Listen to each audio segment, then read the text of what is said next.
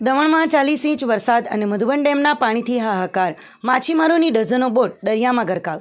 10 કરોડથી વધુનું નુકસાન. સંઘ પ્રદેશ દમણમાં છેલ્લા 4 દિવસમાં ખાબકેલા સાંબેલા ધાર 40 ઇંચથી વધુ વરસાદે સમગ્ર પંથકમાં હાહાકાર મચાવ્યો છે.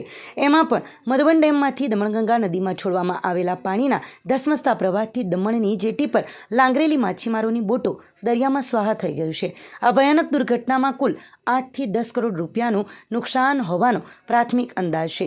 નાની દમણની 2 માછીમારી બોટ અને મોટી દમણની 7 બોટને મોટું નુકસાન થયું છે.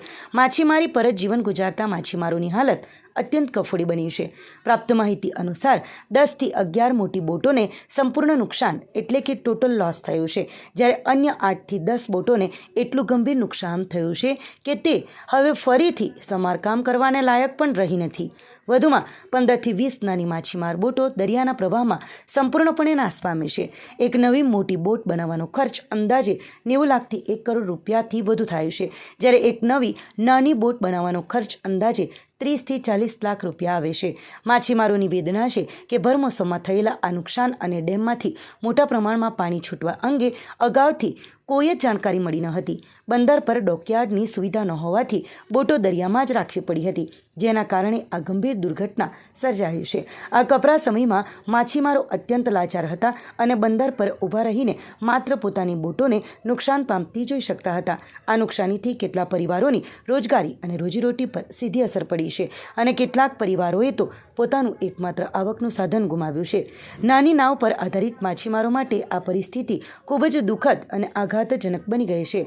દર વર્ષે ચોમાસામાં ડોકયાર્ડના અભાવે માછીમારોને આ પ્રકારની મોટી નુકસાનીનો વારંવાર સામનો કરવો પડે છે. આથી સરકાર સમક્ષ તમામ બોટ માલિકો અને માછીમાર ભાઈઓને થયેલા નુકસાનનું પૂરતું વળતર આપવામાં આવે તેવી ઉગ્ર માંગ ઉઠી છે. સરકારી કર્મચારીઓ અને અધિકારીઓ ગ્રાઉન્ડ પર આવીને જાતે સુપરવિઝન અને સર્વે કરે, તેમજ દરેક બોટ માલિક સાથે રૂબરૂ મુલાકાત કરી નુકસાનીની સચોટ ગણતરી કરી વધુમાં વધુ આર્થિક મદદ પૂરી પાડે તેવી રજૂઆત કરવામાં આવે છે.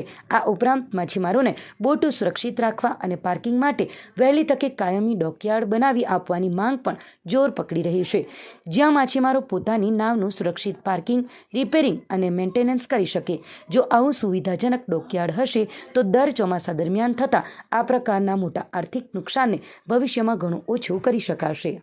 આજે જે આપણું આ ભર મોસમના અંદર જે આપણી આ બોટોનું નુકસાન થયું છે, લગભગ આપણી 10 થી 11 પૂરીને પૂરી ટોટલ લોસ થઈ ગઈ છે ને 8 થી 10 બોટ જેવી ના અંદર ગંભીર રીતે નુકસાન થયું છે ને બાકીની બીજી 15 થી 20 બોટ નાની માછીમારોની નાની બોટ એ પણ દરિયાની અંદર ટોટલ લોસ થઈ ગઈ છે.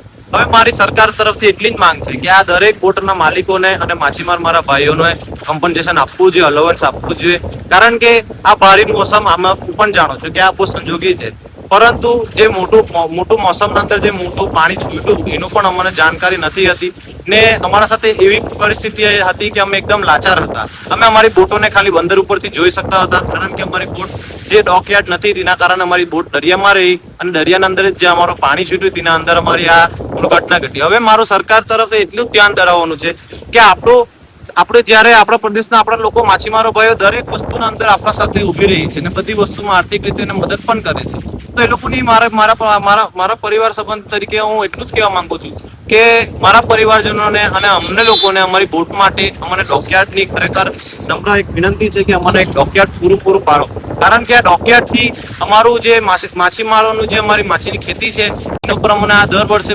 ચોમાસુના મોસમમાં અમારી બોટ મૂકવાનું પણ અમારે એક સેફટી અને પાર્કિંગ અમારી વ્યવસ્થા થઈ શકે. પરંતુ જે અમારી આ બોટના અંદર નુકસાન થયું છે એને તમે ના ઉપર ધ્યાન આપો ને અમારું પૂરું અમારો અલાવન્સ આપવાની ટ્રાય કરો ને અમારું જેટલું પણ કમ્પન્સેશન છે એ તમે પૂરું પાડો. આ માછીમારોને આટલું જ વેદના છે અને એટલી જ પરિસ્થિતિના અંદર તમારું કહેવાનું છે કે મારે આ ડોકયાર્ડની એક ખાસ નંબર વિનંતી છે, ડોકયાર્ડ અમને પૂરું પાડો, ડોકયાર્ડ એક આપો. ડોકયાર્ડ માટે અગાડી પણ ઘણા બધા પ્રયાસો કર્યા હશે, પરંતુ કઈ કારણે નહીં સફળ થઈ શકે એવું કઈ બનેલું હશે, પરંતુ આટલા સમયના અંદર અમારી દરેક બોટ દર વર્ષે પરિસ્થિતિ આ જ રીતે અમારી દર વર્ષે નુકસાની પણ થયું જ છે.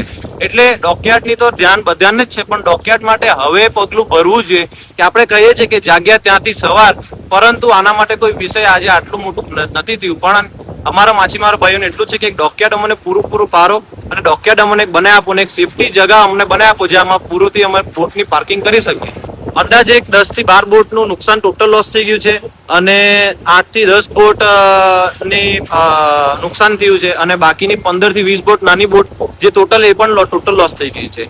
આ જે મોટી બોટો છે જે એ બોટની કુલ રકમ 90 થી કરોડ રૂપિયાના ઉપરની રકમ છે આના ઉપર અને એ એક બોટ બનવાનો કોસ્ટ 1 કરોડથી વધુનો ખર્ચો આના અંદર થઈ જાય છે અને નાની બોટ જે છે એ લગભગ 30 થી 35-40 લાખ રૂપિયાનો આ ખર્ચો આવી જાય છે નવી બોટ બનાવવા.